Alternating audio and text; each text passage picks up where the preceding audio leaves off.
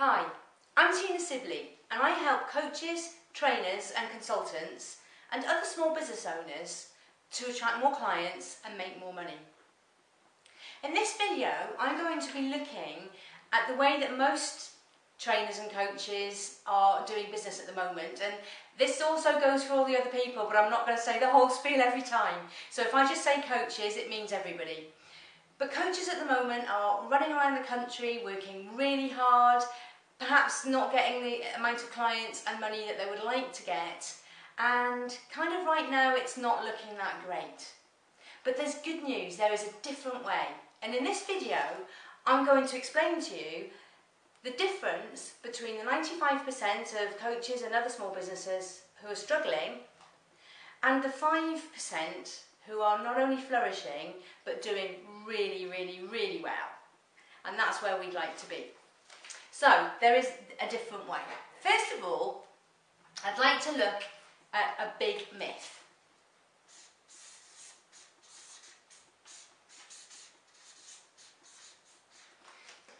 Now, this myth is something that we all have been sold on. It's in the media, it's in all the press, something that we have been kind of trained to just follow and accept, but it doesn't necessarily mean that it's true. The big myth is that we are in a recession.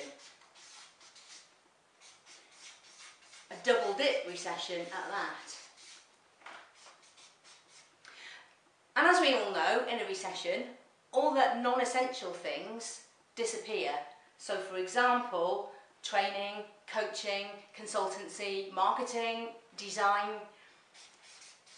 So non-essentials just disappear. And then we're told that we really just have to accept that at the moment it's just an awful lot tougher out there for those of us in this kind of business at the moment.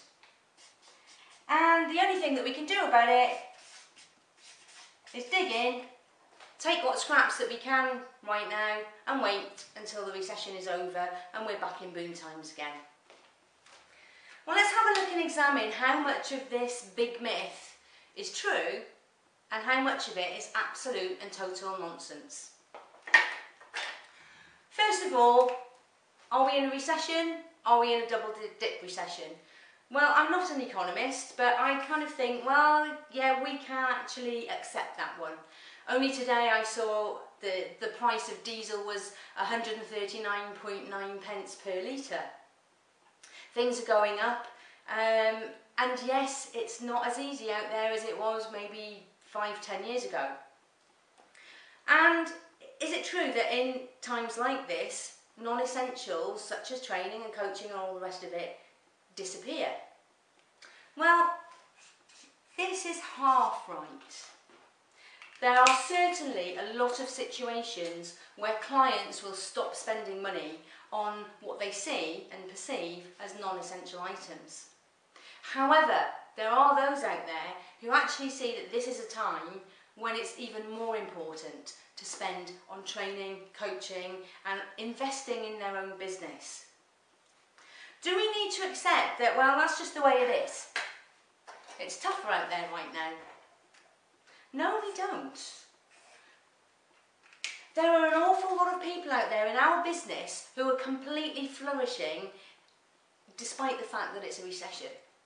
So if they're flourishing, there's absolutely no reason for the rest of us to accept that it's just tougher. And do we just have to dig in and wait? I don't think so. Again, there is a better way of doing it, and it doesn't make a difference if we're in boom time or recession time. It doesn't make a difference on what's going out on the economy, because what we have to offer is special. Those of us who are in coaching, training, consultancy, those of us who help people with marketing, getting their message out there, we are a valuable service and we can help people make money regardless of what is happening out there in the economy. So let's have a look at what's happening here. Why are so many of us out there struggling and there are so many who are doing really, really well? Well, we've all heard of the Pareto Principle, the 80-20 rule. So in times like this, there are probably 80% of people doing well, 80% of people who are struggling and 20% of people who are doing really well. Actually, it's probably a bit more like 95% against 5% on this figure. But there are no hard and fast statistics, so it'll be somewhere between these two figures.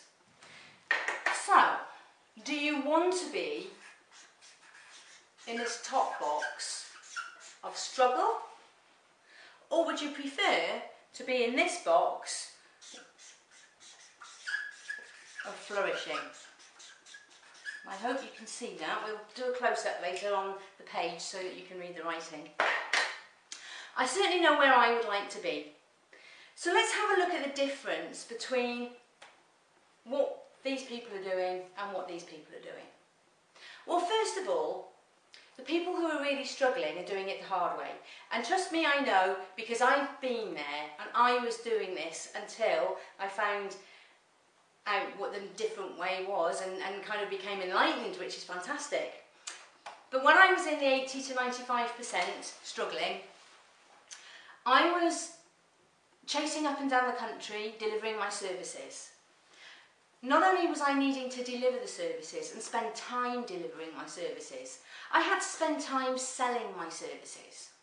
So I was attending networking events, endless rounds of networking events, morning, noon and night, getting up at silly o'clock in the morning to travel to a breakfast meeting 2 or 3 counties away in the hope that I would find some extra clients there.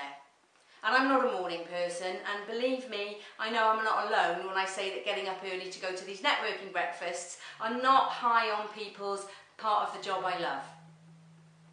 As well as doing the endless rounds of networking, then there's writing big proposals. You get a potentially big client who wants a piece of work, and you end up spending hours putting together a great big proposal for them. You might spend time in meetings with them, finding out what it is that they want, writing the report up, and then what happens? Do they do anything with it? A lot of the time they just don't bother. Occasionally you do manage to close one, but for the time that you've put in, it makes me ask the question, is it really worth it?